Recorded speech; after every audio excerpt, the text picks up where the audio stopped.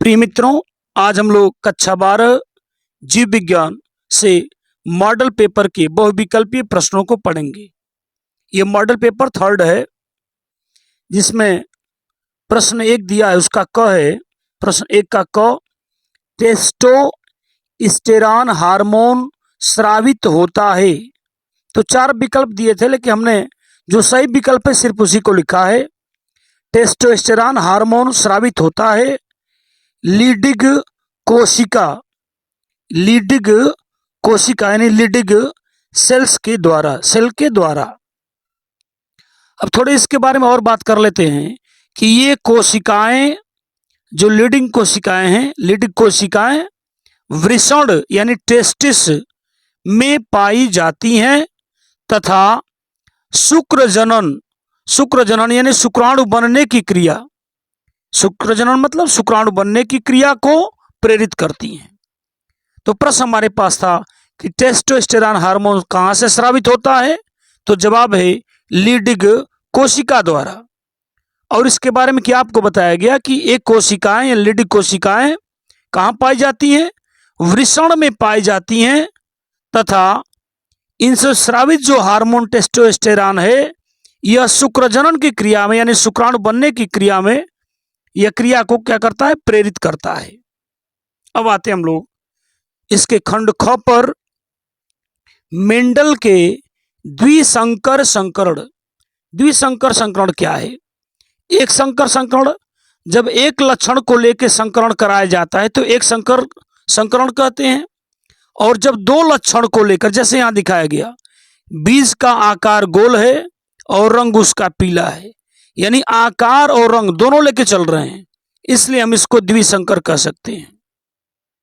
तो ध्यान देंगे, मेंडल के द्विसंकर संकरण प्रयोग में फिनोटाइप का मतलब जो बाहर से दिखाई देता है उसी को हम फिनोटाइप कहते हैं। जैसे फूल का रंग है, पौधे का आकार है, जो बाहर से दिख रहा है उसी को हम फिनोटाइप कहते हैं।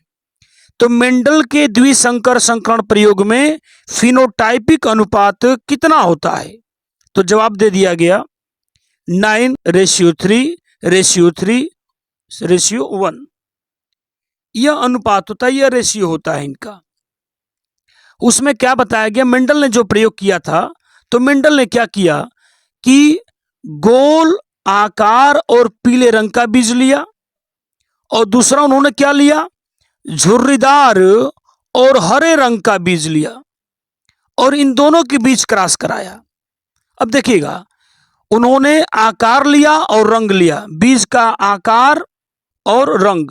यहां भी बीज का आकार झुर्रीदार है, मटर जैसे होती है, गोल मटर होती है, और एक झुर्रीदार मटर जो पिचकी हुई रहती है, हरी वाली मटर, उसको झुर्रीदार मटर कहते हैं।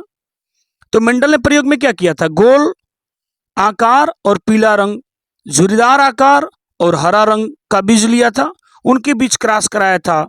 तो मेंडल को 4 तरह के बीज मिले थे, जो आपको यहां दिखाए गए 4 तरह के मेंडल को बीज मिले थे। तो गोल पीला बीज 9 था, रेशियो में 9 था, और जो गोल हरा बीज था वो रेशियो में 3 था, यानी इनकी संख्या बताई गई है। और झुर्रीदार पीले बीज 3 और झुर्रीदार हरे बीज जो थे वो 1 रेशियो में थे, यानी इनकी संख्या बताई गई है। अब आते हैं हम लोग खंड ग पर। कौन सा एंजाइम डीएनए को विशिष्ट स्थान पर काटता है? कौन सा एंजाइम डीएनए को विशिष्ट स्थान पर काटता है? तो उस एंजाइम का नाम बताया गया एंडोन्यूक्लियेज एंजाइम। यानी एंडोन्यूक्लियेज एंजाइम को हम आणविक कैंची भी कहते हैं। जैसे कैंची काटने का काम करती है, तो यह भी काटती है, यानी यह डीएनए को विशिष्ट स्थान पर काटती है। तो वह कौन सा एंजाइम है वो? तो एंडोन्यूक्लियेज एंजाइम। अब खंड घ पर आते हैं हम लोग। खंड घ की बात करेंगे। बैक्टीरिया, कल हमने इसके लिए एक शॉर्ट वीडियो भी बनाई थी कि पावरोटी क्यों फूल जाती है। तो वही प्रश्न यहां भी पूछा गया कि बैक्टीरिया द्वारा किण्वन हम कहते हैं, किण्वित, और किण्वन जब होता है तो किण्वन क्रिया में कार्बन डाइऑक्साइड यानी CO2 और एल्कोहल उत्पन्न होता है। तो बैक्टीरिया द्वारा किण्वित फूले हुए आटे का उभरा हुआ रूप कौन सी गैस बनने के कारण होता है?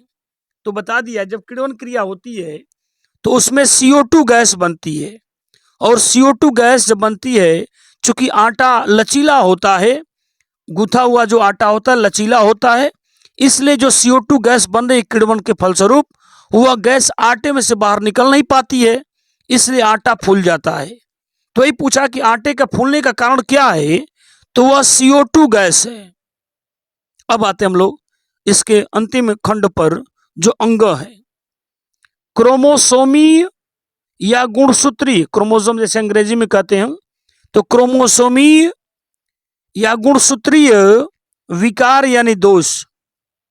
विकार का मतलब क्या है? दोष। तो क्रोमोसोमीय या गुणसूत्रीय विकार का उदाहरण है, 4 यहां विकल्प दिए गए हैं: टर्नर सिंड्रोम, हीमोफीलिया, वर्णांधता और फेनिलकीटोनुरिया। तो ये जो टर्नर सिंड्रोम है यह गुणसूत्रीय विकार होता है। यानी अगर हम विकल्प की बात करें तो इसका यह पहला विकल्प सही है। जो टर्नर सिंड्रोम है यह गुणसूत्रीय विकार है, क्योंकि गुणसूत्रों में कमी के कारण यह रोग होता है, तो यह टर्नर सिंड्रोम। तो इन चारों, और हीमोफीलिया और वर्णांधता, ये दोनों ये आनुवांशिक रोग होते हैं जो पीढ़ी दर पीढ़ी चलते रहते हैं।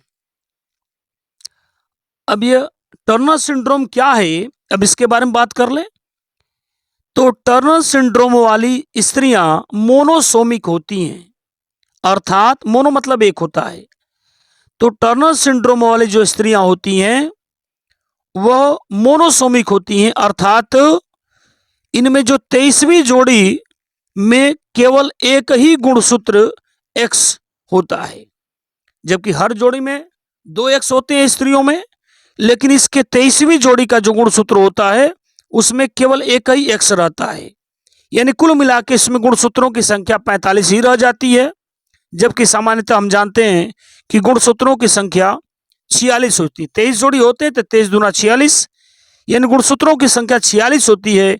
लेकिन टर्नर सिंड्रोम वाली स्त्रियों में गुणसूत्रों की संख्या एक कम हो जाती है, अर्थात 45 ही रह जाती है, क्योंकि 23वीं जोड़ी का जो गुणसूत्र होता है उसमें केवल एक ही X होता है। अब कह रहा है कि ये जो टर्नर सिंड्रोम की स्त्रियां हैं, बचपन में, बाल्यावस्था में यह सामान्य बच्चियों की तरह दिखाई देती हैं, लेकिन जैसे उम्र बढ़ती जाती है इनमें मादा लिंग हार्मोन जो एस्ट्रोजन है उसका स्राव नहीं होता, जिसके कारण अंडाशय अल्प विकसित होता है। ऐसी स्त्रियां बाज तथा नपुंसक होती हैं। ये ऐसी स्त्रियां कैसी? ऐसी स्त्रियां बाज तथा नपुंसक होती हैं। उम्मीद करते हैं कि ये सारे प्रश्न आपको समझ में आ रहे होंगे।